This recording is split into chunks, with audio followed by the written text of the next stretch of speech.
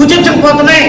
మరి అంతేకాకుండా మరి ఉన్న కొద్ది పోస్టుల్లో కూడా వర్గీకరణ చేస్తే మరి ఎంతమంది లబ్ధి పొందుతారు? కాబట్టి ఇవి అన్నీ కూడా మంచిది కాదు. ఇవాళ బ్యాక్లాగ్ పోస్టులు బోల్డెన్ ఉన్నాయి రాష్ట్రంలో, 1,00,000 దాకా ఉన్నాయి బ్యాక్లాగ్ పోస్టులు.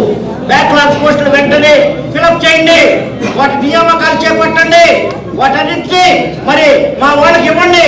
అంతే తప్ప మీరు వర్గీకరణ మీద కాదు శ్రద్ధ పెట్టాల్సింది. వర్గీకరణ అనేది పక్కన పెట్టండి. వర్గీకరణ అనేది ఇటువంటి చేయొద్దు.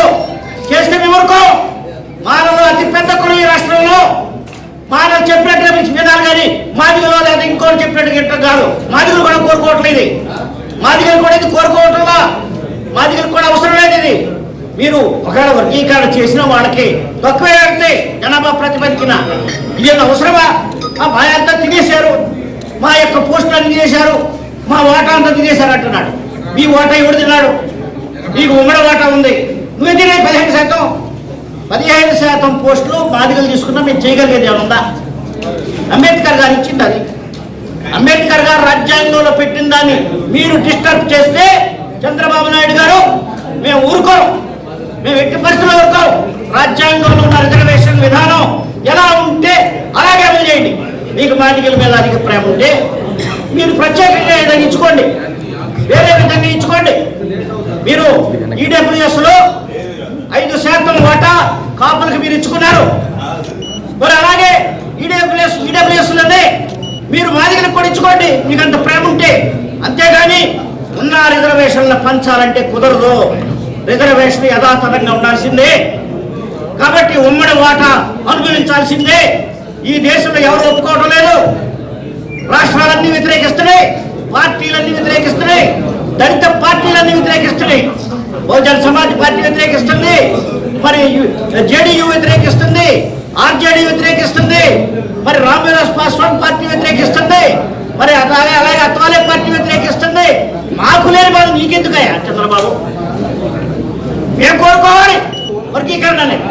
మాకు వద్దంటే నువ్వేది పెట్టేది మాకు వద్దనేదా నువ్వు చేయొద్దు. కాబట్టి మీరు వర్గీకరణ చేయడానికి వీల్లేదు.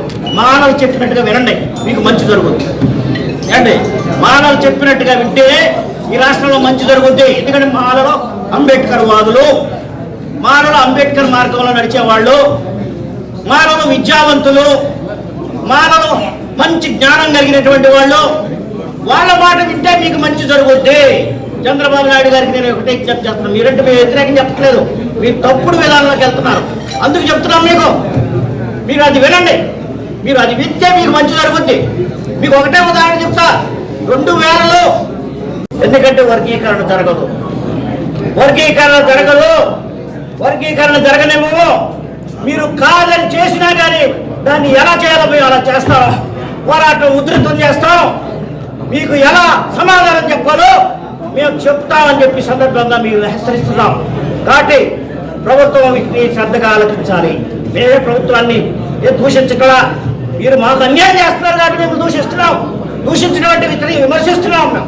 కాబట్టి ప్రభుత్వాన్ని నిలదీస్తున్నాం. ఇది కరెక్ట్ కాదు, మీ విధానం కరెక్ట్ కాదు, ఈ దారి కరెక్ట్ కాదు. మీరు మార్చుకోండి, మానవులతో మంచిగా ఉండండి, మానవులతో స్నేహం చేయండి. అంతే తప్ప మీరు ఒక కులాన్ని పైకి లేపి ఇంకో కులాన్ని కిందకు దొక్కాలనేటువంటి విధానానికి స్వస్తి చెప్పండి. కాబట్టి సమన్యాయం, సమతుల్యం పాటించండి అనేటటువంటిది ఈ యొక్క సందర్భంగా నేను తెలియజేస్తూ, మరి డిసెంబర్ 15వ తారీఖున ఈ విషయాలన్నీ మాట్లాడుకోవడానికి ఒక భారీ బహిరంగ సభ గుంటూరులో మరి నిర్వహిస్తున్నాం. మరి అఖిల భారత మహాసంఘాల జేసీ చైర్మన్ గా మీ అందరినీ ఆహ్వానించడానికి ఇక్కడికి వచ్చారు. మీరందరూ పెద్ద ఎత్తున ఈ సమావేశానికి రావాలి. ఈ సమావేశంలో మన మానవులంతా గర్జించాలి.